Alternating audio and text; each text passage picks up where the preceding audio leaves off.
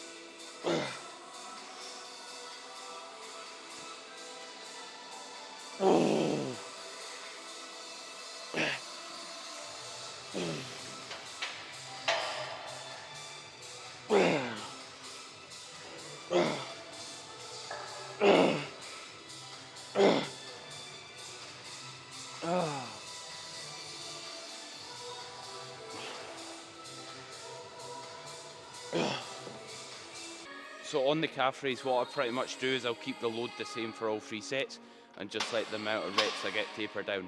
I quite like starting with a high rep set first, just because it means I need to do less warm up, because I'm not doing like a really low rep set where injury risk is going to be higher, for example, and it just saves me having to like change the weights between the sets. So it's quite popular to have like a top set back off approach, meaning heavy set and then lighter set second. However, what matters most is you're training to a good proximity to failure and you're progressing your lifts over time, regardless if you're getting a certain amount of reps. So something you'll notice when I'm performing the adductor machine is, or you might not kind of visibly see it, but I'm quite explosive out the stretch position. The reason being is this is really hard in the shortened range, or in other words, when my legs are together.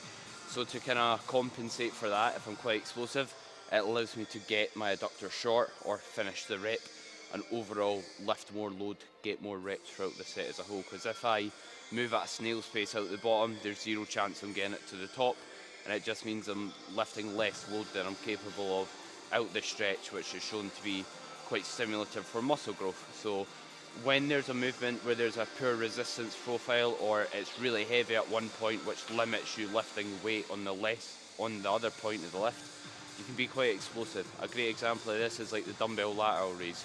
Because again, if let's say you moved ridiculously slow out the bottom of a dumbbell lateral, you're probably going to get like a measly amount of reps or weight throughout your sets.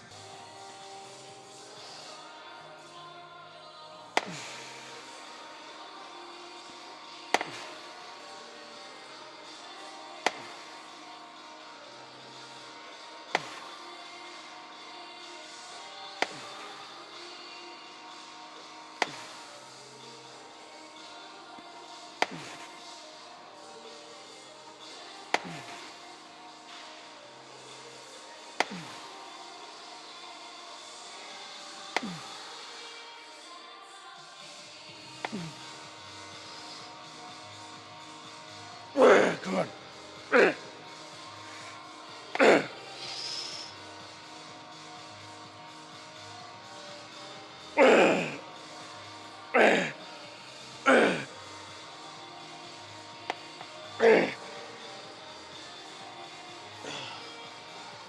So next up we have the leg extension, and when I'm doing this, what I'm basically focusing on is at the bottom of it. I'm making sure my knees aren't kind of dumping out, or in other words, starting to kind of travel outwards. That's something I see very commonly when people are doing leg extensions, that their knees kind of fall out. You don't want that. You want your knees facing forward or up at all times. You want your legs parallel for good joint alignment. On my second set here, what you'll notice is I've got more load on the top peg of the machine. That makes it heavier in the stretch. So this machine offers a really good amount of range of motion. You get a great stretch, and I can also load it so it's heavier in that position. As a result, I'm capitalising on it and actually making sure I'm getting that full range, getting that full stretch, and going as low as I possibly can before the machine bottoms out.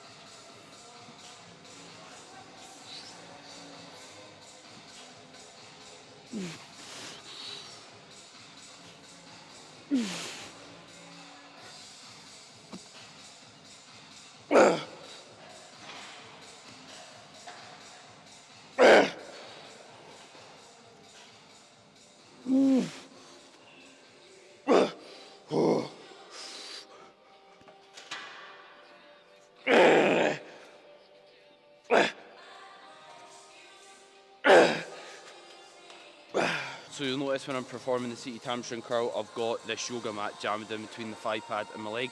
The reason being is it basically clamps my leg down even tighter, as this isn't the tightest without, create more stability. And basically, stability is a prerequisite to strength, meaning you need to be stable to be strong, to produce force. So a good analogy is you can't fire a cannon from a canoe. What that basically means is if you make yourself more stable, you can perform better. If you can perform better, you're gonna lift more load, more mechanical tension. In other words, you'll get bigger muscles, simple as that. So whenever there's an opportunity to make yourself more stable, capitalise on it once again. Because that's why we get weaker as we diet, we lose stability. Also, obviously, we've got less energy availability, less carbohydrates, but part of it's going to be having less stability due to dropping body fat around your joints and overall not being able to keep yourself as locked in and produce as much force.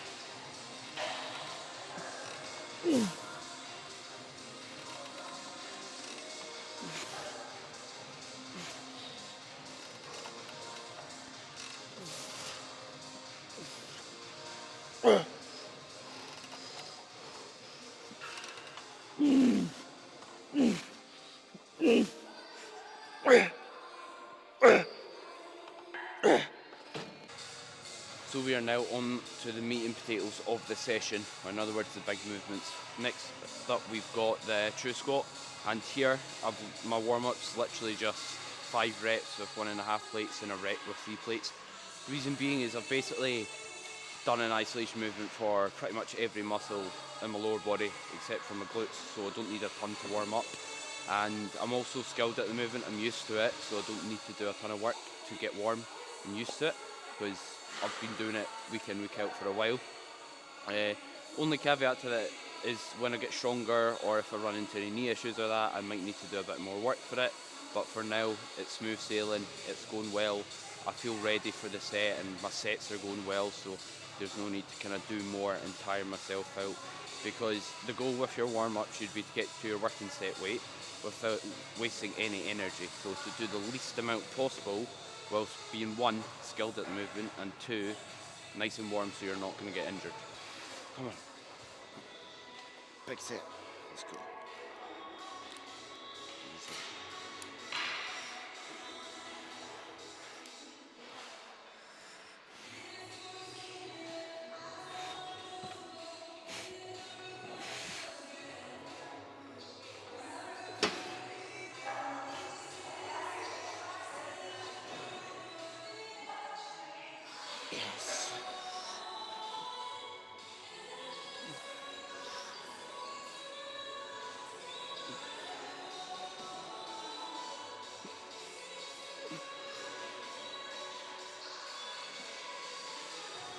Easy.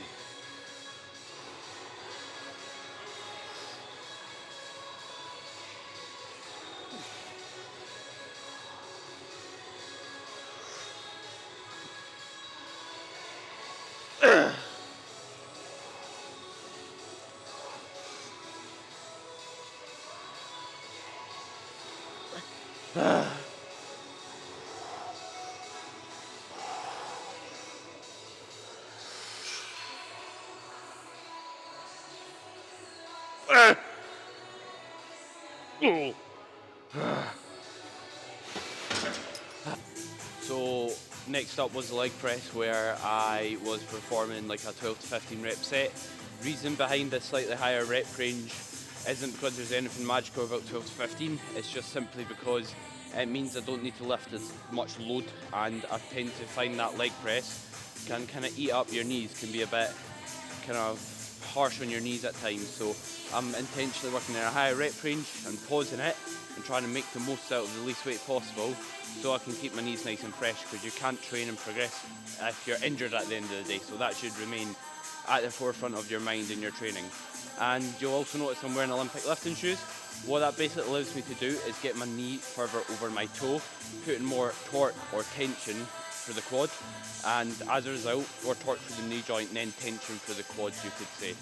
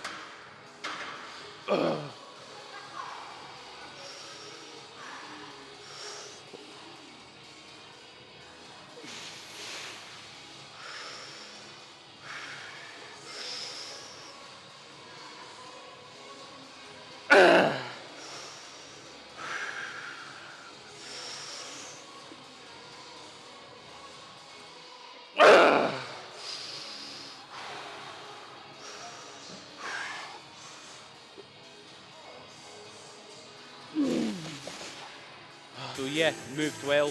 I got good load progression and dropped a rep, so happy with that. And next up we're on to walking lunges. So walking lunge, I've just got one set to failure. I've not got like a drop set here. I'm still not doing a ton of volume just due to recovering from prep.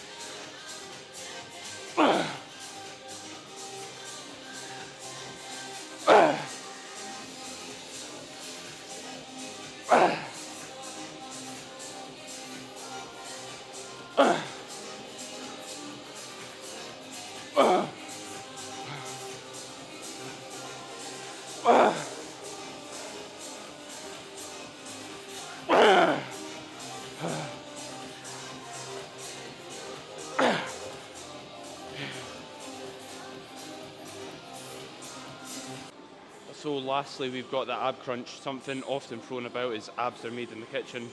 Although a big part of seeing your abs, just like seeing any other muscle, is going to be having a low body fat percentage.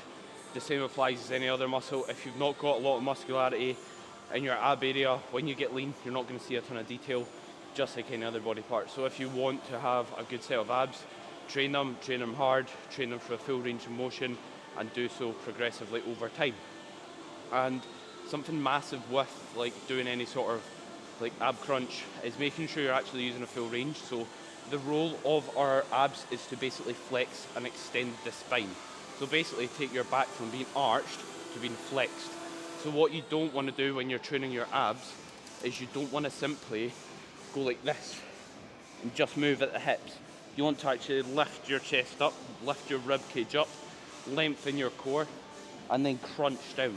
Because if you're just moving at the hips, you're just basically isometrically contracting your abs, or in other words, you're not taking them through a large or full range of motion at all. So make sure you're trying to extend the spine as much as possible and then flex it at the bottom. This machine I was using like the stack and then pinning weight onto it, but like I reset it like and I tried to get more range and I dropped like 30 kilos off and got less reps. So that just showed you, or shows you, I was using more weight than I needed to get the job done, accumulating excessive fatigue throughout.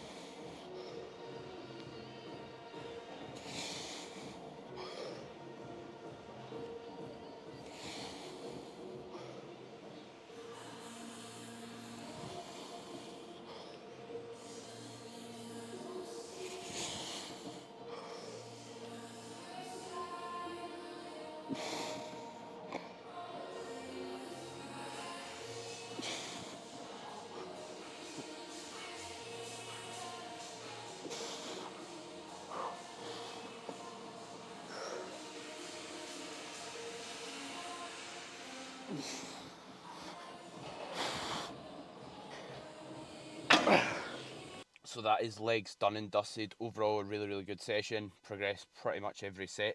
And most sessions are going like that, to be honest, just because when you've been dieting so long in prep, like, and you're just hormonally not in a good spot, your body fat's super low, you've got low energy availability.